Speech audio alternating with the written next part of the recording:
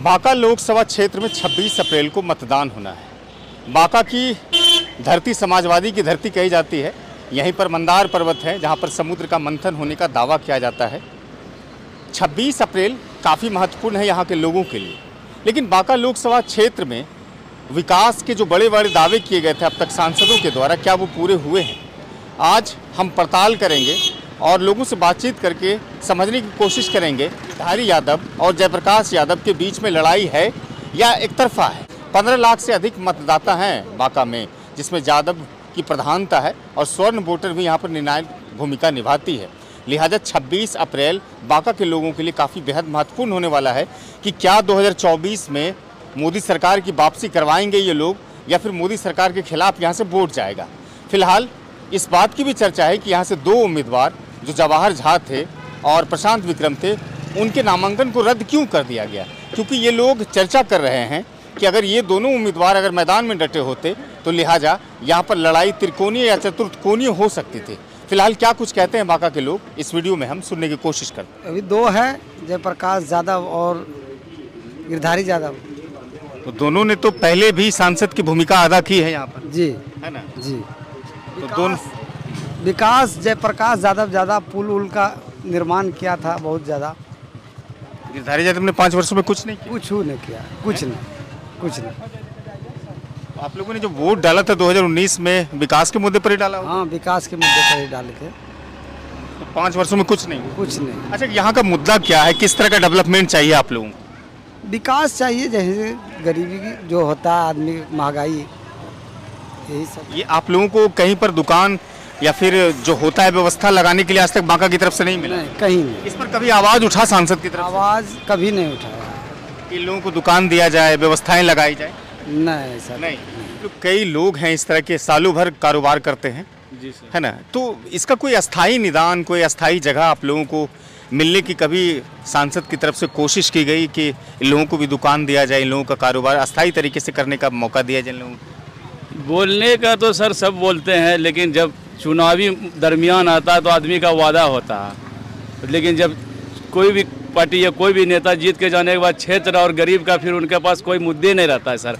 हम लोग में किस तरह का विकास का मुद्दा है? कोई विकास का मुद्दा नहीं है सर, कोई विकास ही नहीं। बगैर विकास के मुद्दे पर वोट डालते हैं? हम लोग परिवर्तन पे हम वोट डालेंगे, महंगाई और बेरोजगारी पे वोट डाल रहे हैं अगली बार। बांका का मुद्दा क्या है?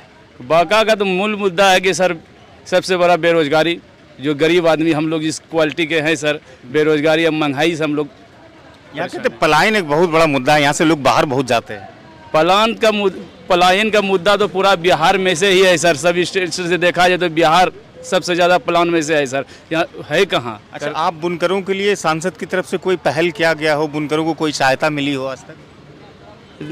देखिए सर, हम लोग वैसा कोई बिनकर में से है नहीं। बिनकर मान लिया जाए तो बिनकर किसके पास करघा उर्घा चलता है, हम लोग पास करघा भी नहीं है। इससे आज से 20 साल पहले हम लोग के यहाँ से करघा उठ चुका है, इसलिए आपसे हम क्या इस मुद्दा पर कह सकते हैं सर।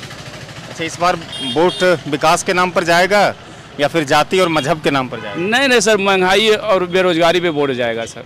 मोदी जी ने काम नहीं किया है क्या? मोदी तो सिर्फ जुबानी जुमला कह रहा है सर, काम क्या किया मोदी जी? मोदी जी तो ऐसा काम किया कि हिंदू और मियाँ एक प्रधानमंत्री हो करके और इस तरह से सभा में बात बोलना हिंदू मुस्लिम का मुद्दा पे, बताइए अब क्या इसमें विकास माना जाए? प्रधानमंत्री कहता है सबका साथ सबका विकास, लेकिन 554 सीट में हम ये जानना चाहते हैं प्रधानमंत्री के तो मुस्लिम कैंडिडेट को टिकट दिया? केरल में दिया है ना एक? केरल में एक दिया तो उस नीचे से जो उसका थी सहयोगी से दिया है। जहाँ कोई विकल्प अगर नहीं है तो वहाँ देने से उसका कोई मान्यता नहीं लिया जाएगा सर। सबसे बड़ा यूपी में हम जानते हैं कि 80 सीट वहाँ है, वहाँ कितना % मुस्लिम को दिया गया, जहाँ की मुस्लिम 30%, 32%, 40% के लोकसभा में एक इसी जिला में है, उसमें कितना मुस्लिम को टिकट दिया?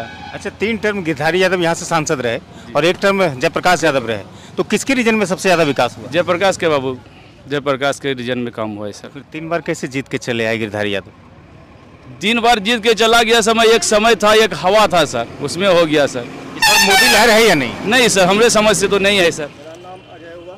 अजय, हाँ, कहाँ के हैं अजय जी आप? बस बांका विजयनगर के हैं। विजयनगर के। अच्छा, इस बार क्या मुद्दा है यहाँ के चुनाव तो का? लालटम का जाएगा अभी है? लालटम को जाएगा। गिरधारी यादव ने काम नहीं किया है क्या? कोई काम नहीं किया है, कोई काम नहीं किया है।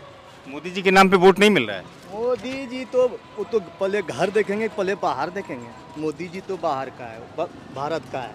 हम तो पहले बाका का देखेंगे ना। अच्छा, बांका में किस तरह का विकास आप लोगों को चाहिए? बाका में विकास यही होना चाहिए, कुछ गरीबी का सुविधा होना चाहिए। हम लोग के लिए एक व्यवसायी का हल्का फल्का दुकान होना चाहिए। हर चीज़ को गरीब को कुछ सुविधा मिलना चाहिए। और विशेष क्या बोलेंगे? देखिए, मुद्दे यही है कि लोगों को अस्थायी तरीके से इन लोगों को रोजगार में कुछ सहायता मिलनी चाहिए, क्योंकि बहुत लोग हैं। आपका नाम क्या है? मोहम्मद अनवर। अनवर। लालटेन जलेगा या तीर चलेगा? नहीं, लालटेन जलेगा। लालटेन जलेगा। हाँ।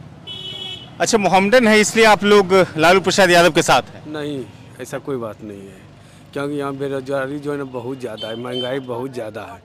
आदमी गरीब लोग जो है ना मर रहे हैं। चुनाव में बेरोजगारी और महंगाई मुद्दा बन पाया है इस बार? हाँ, बनेगा। बनेगा। हाँ, बनेगा, 100% बनेगा मुद्दा। वोटरों में उत्साह है इस बार? हाँ, है ना। है?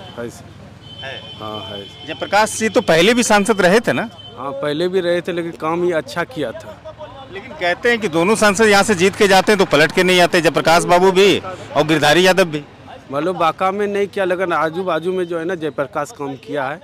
हाँ, और गिरधारी यादव नहीं काम किया है, बहुत कम, नहीं बराबर है। तो ये जनता की जुबानी थी जो गिरधारी यादव और जयप्रकाश यादव के काम का आकलन कर रही थी और कह रहे थे कि जयप्रकाश यादव के रीजन में ज़्यादा काम हुआ है, गिरधारी यादव के रीजन में कम काम हुआ है। क्योंकि कल ही 26 अप्रैल है और कल ही यहाँ पर वोटिंग होनी है, लिहाजा जो यहाँ पर लोगों की सोच है उसके हिसाब से आप सोच सकते हैं कि बांका की क्या स्थिति है फिलहाल। ये जानकारी आपको सिटी टाइम्स के माध्यम से मिल रही थी। चैनल को सब्सक्राइब कीजिएगा, फेसबुक को पेज है वहाँ फॉलो और लाइक करना मत भूलिएगा।